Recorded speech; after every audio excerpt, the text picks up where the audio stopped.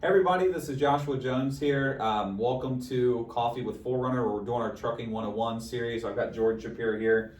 He's one of our, let's see how awkward we can make this here, okay? So, Jordan's one of my top sales reps. I asked him here to join us today on this and just kind of go through some things that we encounter when we are working with new trucking companies. So, let's take a step back all the way to the beginning, when you guys just have the idea of wanting to start a trucking company, you know, what you're doing, just kind of that process. Because what we run into quite a bit is people that have misclassified businesses from the very beginning. And then what we have to do is try to scramble to fix everything after you guys just purchased a truck, but your DOT number's wrong, your corporation set up wrong, and it's just a headache to try to go back and forth to fix all that stuff, okay? So first and foremost, let's just start with the very beginning, right? And listen, I'm not an attorney. You probably want to talk to one. I've just done businesses a little bit here, so I have kind of a little bit of knowledge, you know, but for further knowledge, just make sure you consult your attorney about what you guys should do. So first, you got to decide whether you want to be a sole proprietor or a corporation, right? Corporations have some legal protection, lawsuit protection in them, tax benefits, more so than a sole proprietor. You know, so start with your state, right? Whether you're in Florida, Georgia, South Carolina, Ohio, doesn't really matter. You still have to file your corporation with that state. So after you file your corporation, then you need to go in and talk to the Department of Transportation and start to file for your DOT number. Okay, now this is extremely important. You guys have to make sure that the DOT number matches with what's on your corporation, right? So we can't write a policy that doesn't, for example, let's say it was Jones Trucking LLC, but there is no Jones Trucking LLC filed across the board with anybody, right? So you're going to run into some problems there if you ever had any major claims and all that good stuff. So we're going to move through this as you're first starting a trucking company, right? So you want to go start a corporation with your state, make sure that's filed. Contact the Department of Transportation, make sure that's filed. Now listen, this is extremely important. You guys that are truckers only, you guys are called common carriers, okay? You are not freight forwarders. That is one of the questions that it's going to ask you on that DOT application, okay? If you select that you're a freight forwarder, when you're really just a regular trucking company, you're gonna get declined right off the bat when we go to submit all your information for your insurance quotes. We're going to pull it on your cab report, and we can't write a quote, right? A freight forwarder actually is not a trucker, all right? So first and foremost, you guys are common carriers, not freight forwarders. You had a pretty good point we were just chatting about a minute ago about the company name, right? So company names are important. I'm going to let Jordan dive into that. He had some recent experiences with the company names that got declined, so I'll let him jump in. Well, you know, just real quick on what you just said, make sure the company name matches literally to the T of what your SAFER report shows, because if it's not, your certificate's going to show insurance for a company that doesn't exist or may be owned by somebody else, and that can't be fixed upon your insurance being bound. So that's super important. I'm glad you brought that up. Yeah, absolutely. Another thing, basically, with your company name, make sure it's geared towards what you're hoping to have your company doing. If you're an auto hauler and it says Pete's Auto Hauling, that's great. They kind of know before even looking at the application how to rate it. But if you're a auto hauler and it says Pete's Moving and Freight, it kind of comes off as a household goods movers, which a lot of carriers, number one, don't like to write the risk because you're going into people's homes, it's higher exposure. The potential for loss if somebody's carrying a very expensive painting down the stairs or something along those lines, like that's a huge liability, and that's how they base their rates. They base it on a risk. So we want to make sure that we're as clear and concise as we possibly can be with not only the company name, but the way that you're rated for the commodities being hauled. That's a great point. So Pete's Auto Hauling, right? Pete, we're picking on you today. I don't know who you are, but So if you have Pete's Auto Hauling and then you call us and say, hey, Josh, Jordan, Brady, David, sorry, man, I'm just doing general freight. I mean, don't you think that's going to add some questions in there that, Pete, hey, are you really doing general freight? Why do you have auto hauling in your name? So I think that's a very good point to bring up. It just creates more underwriting questions, and trust me, those underwriters are going to ask those questions that we are going to have to answer. Most suspicious people on the planet. It's unreal. It's unreal. But we'll fight for you no matter what. But at the same time, help us fight for you. Listen, the underwriters' jobs too, guys, and listen, and a lot of the people that's going to be watching this video are underwriters, so I'm not knocking you guys at all, but listen, their job, right, is to sit behind a desk, talk to us, and we're presenting a story to them on your behalf on, you know, why we should write this account, right? Their job, they're representing the insurance carrier on, hey, is this going to be a good risk for us, or is it not going to be a good risk, right? So it's pretty black and white for them for the most part, right? It's either acceptable or it's not acceptable. There is no in-between gray areas, right? So that's something to just keep in mind. We don't want to create a problem that we really don't have to create, okay? So something else I want to dive into, MCS 150 forms. Oof. Right? So guys, make sure when you're doing your MCS 150 form, all right, it's actually what you're doing, all right? So for example, you know, if you're a logger, right, if you think that you're doing logs and you put logs on there, it's automatically going to kick us out on some of the carriers you guys have access to, just based on what your MCS 150 form says. Now if you don't know what an MCS 150 form is, when you're creating your DOT number, you have to select some freight or options on what you guys are actually hauling when you're doing your initial DOT application, right? So that classify, we use that as an underwriting tool. It classifies what you guys are doing when we're underwriting that account. So if that information's wrong from the beginning, you're shooting yourself in the foot when we're trying to get quotes. Okay, so take your time and go through that. You know, if you're a flatbed freight hauler, you're probably going to do lumber, steel, you know, building materials, construction materials, machinery. You know. Here's another thing. If you're going into your second, third, or fourth year and you change commodities that you're going to be hauling, you do have a PIN number, or I'm sure you have some access, or we can even give you the phone number or email or website to where you can make those changes to make sure that you're classified correctly, that in the event of a claim, you will be covered. A lot of these carriers get a bad rep for not paying out on claims because they're not covered correctly. Yeah, so you brought up a good point. Save your PIN number, okay? When you guys will not be able to make any changes without that PIN number, all right? That drastically slows down the process of you making any changes to your DOT. So the Department of Transportation, and I can't remember if they email it to you or they mail it to you when you file for it, but you should get it pretty soon after you complete your DOT number. Save that information, write it down somewhere, put it in your computer, scan it, you know, take a picture of it, and just save it somewhere, okay? That is important. You won't make any changes without it, all right? So that's just kind of like the basics, right, of running a trucking company, right? So just, I think the most important thing is making sure you guys are setting up the right way before you guys call us as insurance agents. Now look, you guys can call us anytime, right? We'll answer any questions that you may have, but it slows down the process.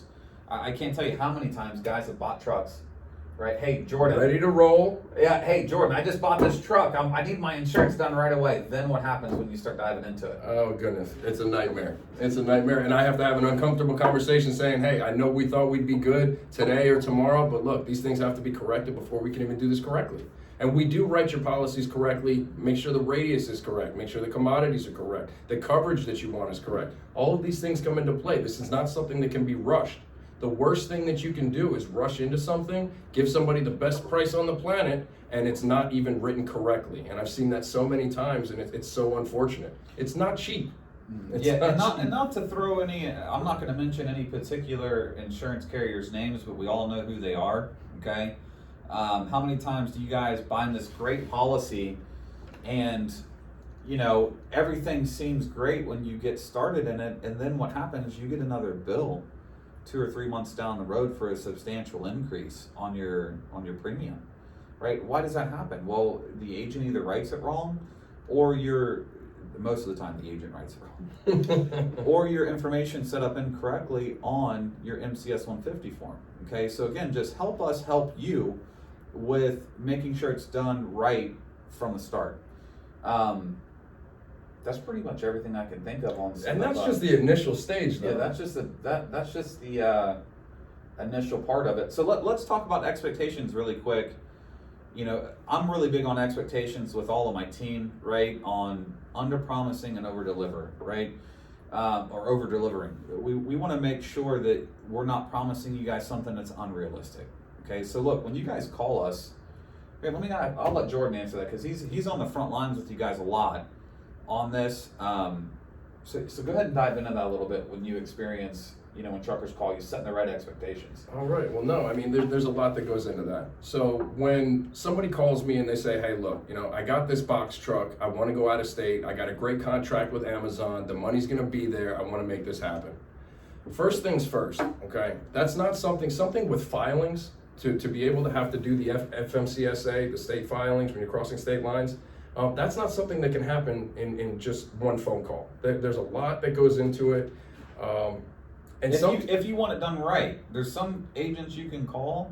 Listen, if they're giving you a quote right off the rip, I'd kind of be a little cautious on that, right? So, sorry to interrupt you. No, not a problem at all, not a problem at all. But see, we have a lot of carriers. We have access to, and depending upon what your business is, we'd like to shop it out with all of them. Let them fight for your business. If I tell them, hey, I got this price, can you beat it? Let's beat it with a better carrier. Then yeah, we have that option. We have that leeway. We got those relationships.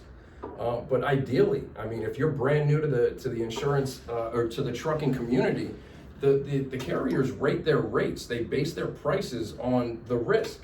And if nobody has any idea who you are, if you know how to take care of your truck, if you have regular vehicle maintenance, it's gonna be relatively high because you have nothing to base their rates on. Mm-hmm. So ideally, to stay in state would probably make the most financial sense, at least for the first 6 months to a year. Get yourself a paper trail of insurance. Let them see, hey, I've had clean inspections. I keep my tire tread right where it's supposed to be. I don't speed. I'm a safe driver. Those rates come down considerably after the first 6 months to a year.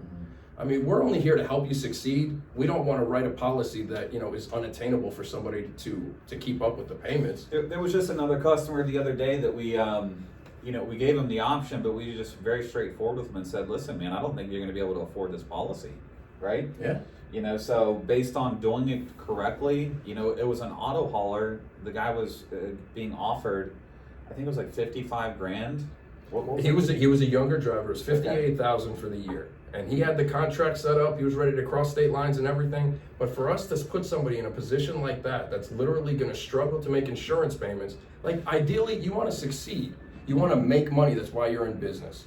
So to set somebody up for ultimate failure, I've never seen it happen in a positive way for somebody with that high of a payment. It always the same result. Yeah, hopefully that specific trucker can make it. And sorry, I've had a lot of espresso today, so if I'm stuttering, I apologize. So hopefully that trucker can make it. But the chances of him actually succeeding, we advised him to stay in state for his first 6 months. Kind of get some credentials, get some brokers set up. And this is the other thing I want to throw at you guys real quick. If you think that you're going to go out and start a new DOT number, right, and get some of the top loads right off of the beginning with top brokers, let me just be the bearer of bad news. It's not going to happen, okay? A lot of these brokers, they base their, how many loads they're going to give you based on your insurance history, how long you guys have been open, your credentials, all that goes into it, right? So if you guys think you're going to jump right into this and start making a bunch of cash, I'm sorry, it doesn't normally work that way. And now a lot of our truckers really start to shift gears into their 6 to 9 month period with getting established. Brokers are finally starting to give them some really good loads. They've met some great contacts, so that's a part of setting yourself up for success, is understanding what you're getting into, okay? So you just went out and bought a $150,000 truck, even $100,000, whatever, doesn't matter. An expensive truck, okay? You just paid all this money for insurance. Now you have the expectation that you're going to go out and get the best of the best. It just doesn't happen that way, all right? It'd be cool if it did. It'd be really cool if it, we'd all make a whole lot more money because all these guys would throw these policies in place and keep them forever. But listen, what happens, these guys buy these policies, right? They have these expectations, and then they end up canceling 4, 5, 6 months down the road because they didn't listen to us, all right? I've got to refund all our commission back. I don't like doing that. These guys are out of business. They're scrambling to find a new policy, coming up with another down payment, and so on and so forth. you know, it just puts a strain on the relationship between you or Forerunner and all you truckers out there, okay? So first and foremost, just make sure you guys have the right expectations, have a set business plan on what you guys even want to do. I'll share a couple pieces of info. I personally think the hottest thing on the market right now is UIIA. Oh wow! You know, port access. The port access. No one does it. All right, we have very few customers that do it, but the customers that do it have been with us 4 years. They're never. They're making that money. They're never late on their payments ever. Okay, you guys got to jump through some extra hoops with UIIA, but once you get established and start getting those loads into the ports and get consistent lanes, it's a moneymaker. You guys should jump into that big time. Our local car haulers. You know, I want to jump into that real quick. Rates can't be touched. The rates can't be touched for in-state, for Florida-only car haulers. Now, Georgia's a little different. If you're a Florida-based car hauling company, you know, you really want to go out of state. What I highly suggest is doing in-state. What's your experience with that?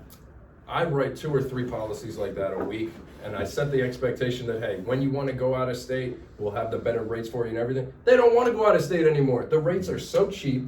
The money is there. You know, they get on the load boards, they create the reputation, Google reviews from customers that they have. I mean, all of these things come into play, and they don't want to leave the state anymore. They don't have to. The rates are, you know, literally double, and it just doesn't make sense. They can sleep in their own bed at night. Everything is good, man. Yep, that's huge, man. Sleeping in your own bed at night. A lot of these guys with these hot shots don't have, you know, sleepers, so staying in hotels, long hours of driving, I mean, it's a beating. So listen, this is just a basic, quick little rundown. You know, starting out right, you know, first with your corporation, then the DOT, then with your business classification. But really, before all that, just get a game plan together on what you guys want to do. Call us and ask us for advice. We'll give it to you. You know, just because you don't want to write a policy right now doesn't mean we're not going to talk to you. But this video is to mainly just help you guys when you're sitting down thinking about starting up a trucking company and you watch this video, that you can start getting the right game plan together, right? And we want to help you do that, and obviously we want to help. We want to write your insurance policy too.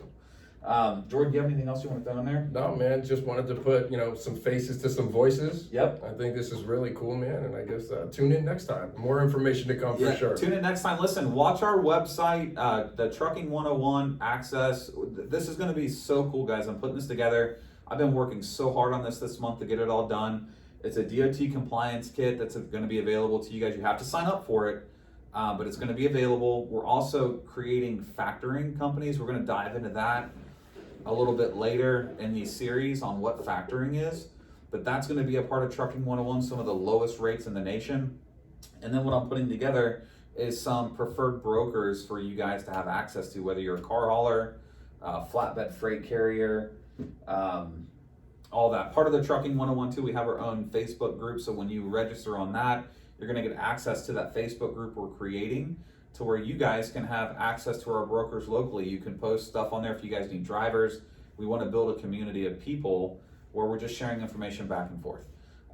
Thank you guys all for joining us and watching the video. Anything else you want to throw in there? Well, I am all set, man. Looking forward to helping you all out. Thank you guys. See ya.